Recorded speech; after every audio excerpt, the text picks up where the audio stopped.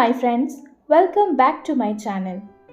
आई hope आप सब बहुत अच्छे हैं और अपने एग्ज़ाम की तैयारी बहुत अच्छे से कर रहे हैं। हम यहाँ प्रिपरेशन कर रहे हैं फूड सेफ्टी ऑफिसर एग्जामिनेशन की। तो अगर आप भी उनमें से कोई हैं जो किसी स्टेट एफएसओ और सेंट्रल एफएसओ की तैयारी कर रहे हैं and you are looking for some resource जो आपको इसमें हेल्प कर सके, then you are at the right place.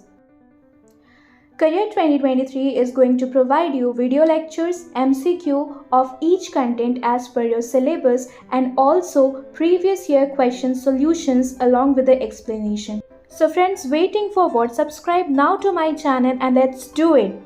Friends, जैसा कि आप सभी जानते हैं, झारखंड पब्लिक सर्विस कमीशन की तरफ से एफएसओ की रिक्रूटमेंट आई है 2023 जून में, जिसके बारे में मैंने आपके साथ डिस्कस किया था और जिसकी फॉर्म्स वगैरह भी फिल हो चुकी है। तो अभी हम लोग हमारी प्रिपरेशन इसी सिलेबस के अकॉर्डिंग कर रहे हैं जो मैंने पहले ही आपके साथ शेयर कर दिया है। ये है पेपर 1 का सिलेबस और ये रहा नीचे पेपर 2 का सिलेबस।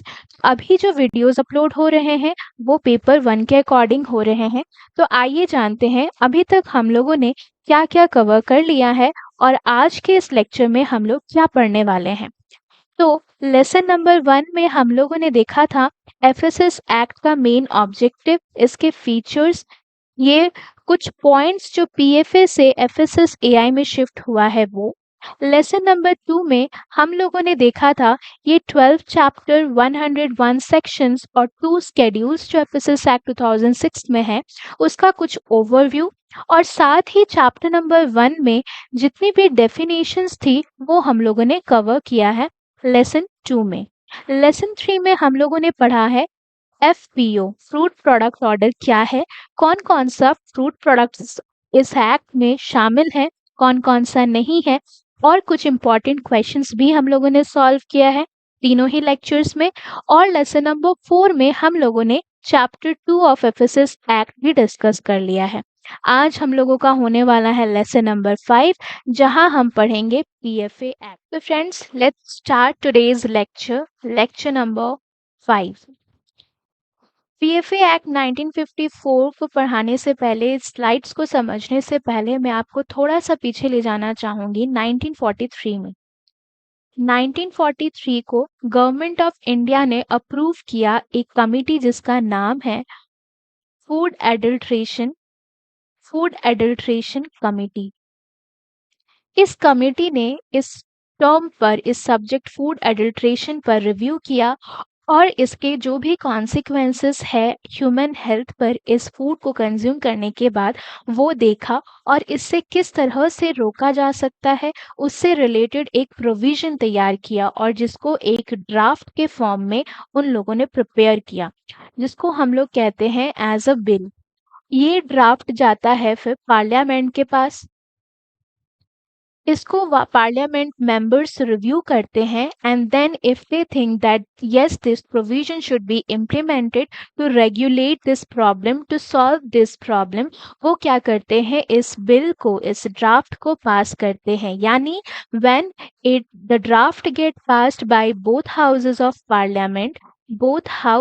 पार्लियामेंट, जिसको हम लोग राज्यसभा और लोकसभा, 2 हाउसेस ऑफ पार्लियामेंट कहते हैं, और फाइनली प्रेसिडेंट की भी सहमति इस बिल को मिल जाती है। इस बिल को फाइनली जब प्रेसिडेंट की भी सहमति मिल जाती है तब जाके एक बिल एक्ट में कन्वर्ट हो जाता है।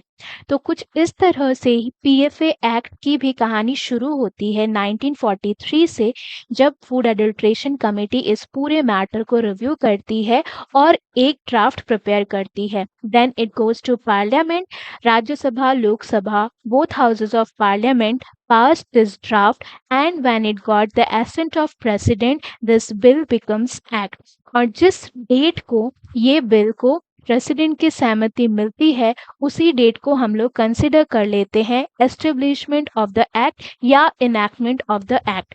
तो हम लोग अब देखते हैं टेबल ऑफ कंटेंट कि हम लोग क्या क्या पढ़ने वाले हैं आज के लेक्चर में। तो इनैक्टमेंट ऑफ द एक्ट, किस तरह से जो है बिल एक्ट बना, किस डेट को सहमति मिली, इस तरह से हम लोग इनैक्टमेंट को देखेंगे। Then we will move forward to the features of this act, जिसमें हम लोग ऑब्जेक्टिव्स, कंसेप्ट ऑफ एडल्ट्रेशन पढ़ेंगे, समझेंगे और टाइप ऑफ एडल्ट्रेशन को भी देखेंगे। फाइनली इसके कितने चैप्टर्स हैं, कितने सेक्शंस हैं और इसकी अमेंडमेंट। अमेंडमेंट का मतलब ये होता है कि जैसे जब भी कोई एक्ट बनती है तो at the same time rules and regulations नहीं बनते हैं। जब एक्ट बनने के बाद रूल्स एंड रेगुलेशंस फॉर्म होते हैं तब जाके वो एक्ट इफेक्टिव होता है। And in future if we think that some points need to be added, some points need to be change, तो उसमें हम लोग कुछ चेंजेस करते हैं, उसको कहते हैं लॉ की भाषा में अमेंडमेंट। तो आई थिंक आपको मैंने इनैक्टमेंट, इफेक्टिवनेस और अमेंडमेंट ऑफ द एक्ट, इन तीनों का मतलब समझा पाया है।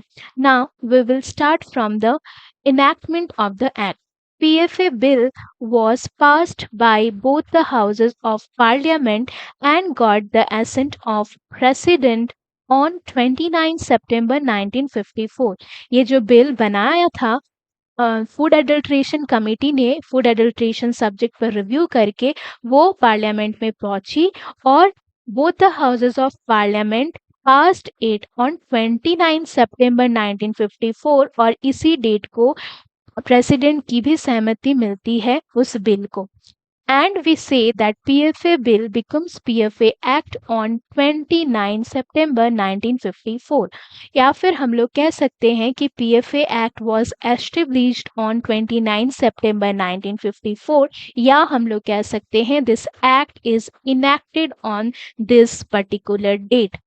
नाउ अभी मैंने आपको बताया था कि ज़रूरी नहीं है कि एक्ट जिस समय बन जाए उसी समय सारे रूल्स एंड रेगुलेशंस बन जाए, ऐसा होता भी नहीं है। रूल्स एंड रेगुलेशंस को बनने में वक्त लगता है और जब रूल्स एंड रेगुलेशंस उस एक्ट का बनता है तभी जाके वो प्रॉपरली इफेक्टिव हो पाता है। कुछ इस तरह से 1954 में एक्ट तो बना लेकिन रूल्स एंड रेगुलेशंस बने 1955 में, इसीलिए this act is came into force from 1 June 1955। PFA rules 1955 में बना और ये जो भी रूल्स है इस एक्ट के इस प्रोविजन से related, that gets published in part 2 section 3 of gazette of India dated 12 सितंबर 1955। 12 सितंबर 1955 को इंडियन गैजेट में ये रूल्स जो भी है पब्लिश हो गया। तो 3 डेट सामने आता है, 29 सितंबर, 1 जून 1955, 12 सितंबर 1955। अब हम लोग डेट चार्ट पढ़ते हैं। तो जब भी कोई भी एक्ट आप पढ़े तो डेट को इस तरह से चार्ट फॉर्म में ज़रूर पढ़िए ताकि आप हर डेट को प्रॉपरली याद रख सके, आपको डेट में कंफ्यूजन ना हो। तो अभी मैं आपको दिखाती हूँ कि कैसे हम लोगों को चार्ट फॉर्म में डेट्स पढ़ने चाहिए। 3 डेट अभी हम लोगों ने देखा, 29 सितंबर 1954, 1 जून 1955 एंड 12 सितंबर 1955। तो चलिए लिख लेते हैं क्या क्या हुआ इन डेट्स में। 29 सितंबर 1954 को पीएफए बिल को राष्ट्रपति की सहमति मिली, साथ ही it get passed by both the houses of parliament, यानी कि पीएफए बिल पीएफए एक्ट में कन्वर्ट हो गया इस डेट को। या फिर हम लोग कह सकते हैं PFA act gets enacted on this particular date. Gets enacted ये हम लोगों ने यहाँ लिख दिया।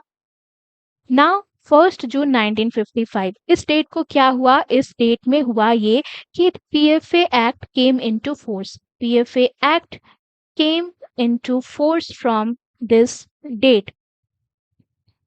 12 सितंबर 1955 इस डेट में क्या हुआ कि पीएफए रूल्स जो बने हैं 1955 ईयर में वो जाके पब्लिश हो गया गैजेट ऑफ इंडिया में, वो भी कहाँ, पार्ट 2 section number 3.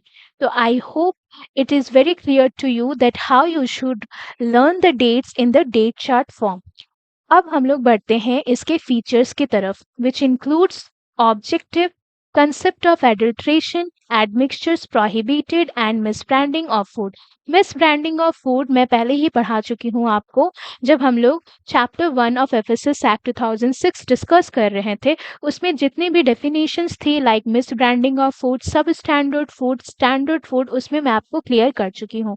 तो अगर आप लोगों ने अभी तक वो वीडियो नहीं देखा है तो please go and check it out. देखो लेसन्स जो है वो सीरियली अपलोड हो रहे हैं, तो आई विल रिक्वेस्ट यू कि आप लोग भी जो है वो एक एक करके लेसन वाइज जो भी अपलोड हुए हैं उसको पढ़िए। अब फर्स्ट में ऑब्जेक्टिव क्या है, तो इसके नाम से ही पता चल रहा है कि इसका ऑब्जेक्टिव क्या है। Prevention of food adulteration, prevention मतलब रोकथाम, एडल्ट्रेशन ऑफ फूड मतलब खाने में मिलावट, यानी कि इसका ऑब्जेक्टिव था खाने में मिलावट को रोकना, उससे जो भी कॉन्सिक्वेंसेस है, जो भी हेल्थ इफेक्ट है, जो कंज्यूमर पर बहुत बुरा प्रभाव डाल रहा है, उसको रोक पाना। अब हम लोग देखते हैं इसकी कॉन्सेप्ट क्या है, एडल्ट्रेशन की कॉन्सेप्ट क्या है। कोई भी चीज़ को रोकने से पहले उसकी पूरी जो भी कॉन्सेप्ट है, हिस्ट्री है, उसको समझना, उसको जानना बहुत ज़रूरी होता है। अगर हम लोगों को ये पता ही नहीं होगा कि एक्चुअली एडल्ट्रेशन का कॉन्सेप्ट क्या है, तो we can not prevent it, right. तो एडल्ट्रेशन के कॉन्सेप्ट को समझने के लिए दो टर्म समझना बहुत ज़रूरी हो जाता है, एडल्ट्रेंट एंड एडल्ट्रेटेड फूड। इस टर्म को बहुत सिंप्लीफाई वे में समझाने के लिए एक छोटा सा एग्जांपल, जैसे हम लोग presence of bricks powder in red chilli powder, red chilli powder हम लोग खरीदते हैं जनरली मार्केट से, तो ऐसा बहुत समय आप देखोगे कि ब्रिक्स पाउडर, जो रेड ब्रिक्स पाउडर है, उसकी कुछ मिलावट उसमें रहती है। तो रेड चिली पाउडर तो हमारा आर्टिकल ऑफ फूड है। अब ये आर्टिकल ऑफ फूड में जब ब्रिक्स पाउडर की मिलावट हो जाती है, तब रेड चिली पाउडर बन गया एडल्ट्रेटेड रेड चिली पाउडर, यानी ये है मेरा एडल्ट्रेंट, ये है मेरा एडल्ट्रेंट एंड द ये एंटायर फूड जो हो गया वो हो गया adulterated food, adulterated food, right. तो एडल्ट्रेंट क्या हो गया, the material which is employed in the food either intentionally, words को ध्यान देना, intentionally or incidentally which affects the nature and standard of food is called adulterant। कोई भी article of food में अगर आप कुछ inferior substance add कर रहे हैं, that means you are affecting the quality of that particular food। तो वही है which affects the nature and standard of food। अब ये दो वर्ड से एक नया टर्म सामने आता है कि यहाँ पर एडल्ट्रेशन की दो टाइप्स सामने आती है, एक तो हो गया इंटेंशनल और एक है इंसिडेंटल। इसको आगे समझते हैं, पहले एडल्ट्रेटेड फूड समझ लेते हैं क्या है। The article of food consist of adulterant is called adulterated food, यानी कि यहाँ पर हम लोग अगर एक आर्टिकल ऑफ फूड ए ले लेते हैं और यहाँ पर स्मॉल ए, जैसे ये एडल्ट्रेंट है, ये जैसे ही इसमें इंक्लूड हो गया तो ये हम लोग कहेंगे एडल्ट्रेटेड फूड है, ठीक है। तो इसी तरह से बहुत सारे फूड्स में डिफरेंट डिफरेंट एडल्ट्रेंट्स प्रेजेंट होते हैं। टर्मरिक में येलो एनिलीन डाई। आप तो मोस्ट कॉमन एग्जांपल जानते होंगे black pepper powder, black pepper जो सीड होता है, जो साबुत गरम मसाला होता है, उसमें क्या होता है कि पपाया सीड का एडमिक्सचर्स होता है, यानी पपाया सीड एडल्ट्रेंट हो गया और black pepper containing the papaya seed is adulterated food. तो आई थिंक आप इस दोनों वर्ड को बहुत अच्छे से रिलेट कर पा रहे हैं एग्जाम्पल के साथ और बहुत अच्छे से आपको समझ आया है। Now we will see the type of adulteration. Type of adulteration intentional और इंसिडेंटल, दोनों वर्ड का मीनिंग बहुत ही सिंपल है। इंटेंशनल मतलब जानबूझकर, इंसिडेंटल मतलब कि एक्सीडेंटली जो हुआ है। Intentional wilful act on the part of the adulterator, जो एडल्ट्रेटर करते हैं इंटेंशनली, जानबूझकर कर रहे हैं, क्यों, to increase the profit margin.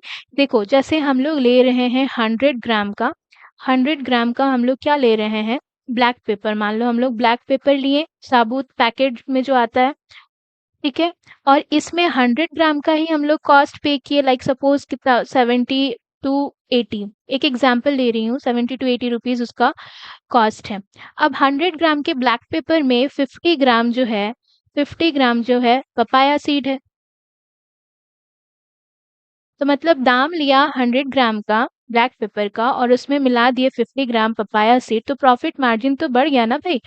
तो ये हो गया वन ऑफ द रीजन कि इंटेंशनल एडल्ट्रेटर जो है वो क्यों कर रहे हैं एडल्ट्रेशन। साथ ही दूसरा क्या है, इंटेंशनल एडिशन और सब्स्टिट्यूशन और ऑब्स्ट्रैक्शन। इंटेंशनल एडिशन हो गया, सब्स्टिट्यूट कर रहे हैं हम लोग मेन आर्टिकल ऑफ फूड को, क्या कर रहे हैं, सब्स्टिट्यूट कर रहे हैं चीपर सब्सटेंस के साथ, which adversely affects the nature and quality of food. तो अब आप जो आर्टिकल ऑफ फूड का जो प्रॉपर नेचर होना चाहिए, जो ऑथेंटिक नेचर होना चाहिए, उसके साथ तो आपने छेड़छाड़ कर दिया, राइट। अब इंसिडेंटल एडल्ट्रेशन हम लोग पढ़ते हैं। इंसिडेंटल मतलब कि एक्सीडेंटली हुआ है। अब एक्सीडेंटली होना मतलब due to ignorance of lack of proper facilities, जो किस किस प्लेस में या फिर किस किस स्टेजेस में हो सकता है। तो it may take place at any time during growth, harvesting, processing, transport और डिस्ट्रीब्यूशन ऑफ फूड।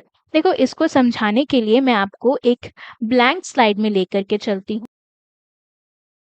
देखो क्या हो रहा है, हार्वेस्टिंग के टाइम पे या फिर जब क्रॉप कल्टीवेशन होती है, तो हम लोग पेस्ट से प्रिवेंट करने के लिए या फिर इंसेक्ट से प्रिवेंट करने के लिए हम लोग क्या करते हैं कि कुछ पेस्टिसाइड्स का यूज करते हैं, कुछ इंसेक्टिसाइड्स का यूज करते हैं, राइट। तो इसकी जो है एक प्रेस्क्राइब्ड लिमिट होती है।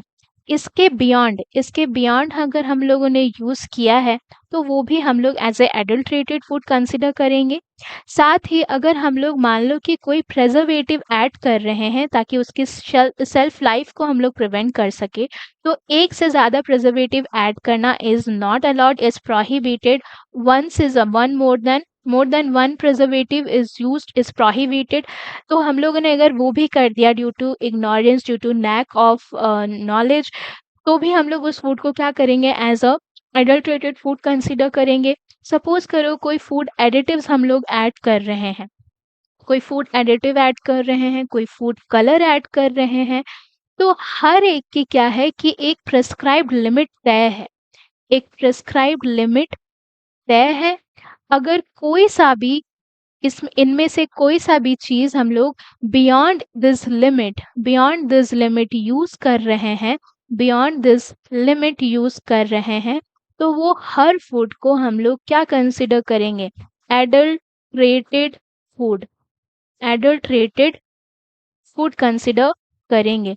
लिमिट तय की गई है तो कुछ सोच कर तय की गई होंगी ना। प्रिजर्वेटिव भी बहुत ज़्यादा अगर यूज़ हो जा रहा है तो वो भी कंज्यूमर के हेल्थ में बहुत अच्छा इफेक्ट तो नहीं डालेगा। प्रिजर्वेटिव को भी आप यूज़ कर रहे हैं तो फूड के सेल्फ लाइफ को बढ़ाने के लिए, उसको कुछ न्यूट्रिएंट्स तो प्रोवाइड नहीं कर पा रहे हैं हम लोग प्रिजर्वेटिव से, ना ही एडिटिव ना ही कलर, ये कोई भी न्यूट्रिएंट प्रोवाइड कर रहा है क्या, नहीं कर रहा है। सिर्फ हम लोग उसको कर रहे हैं use to make that food use for a longer time, to make that food look better. इस तरह से हम लोग यूज कर रहे हैं। तो किस किस केसेस में हो रहा है इंटेंशनल या इंसिडेंटल एडल्ट्रेशन, आई होप आप समझ पा रहे हैं। अब हम लोग बढ़ेंगे नेक्स्ट स्लाइड की तरफ। अच्छा, नेक्स्ट स्लाइड में जाने से पहले एक चीज आपको मैं बता दूं, इस जो टर्म है ना, अभी हम लोगों ने पढ़ा ना टाइप ऑफ एडल्ट्रेशन, इससे पता है एक क्वेश्चन आया था 2016 में।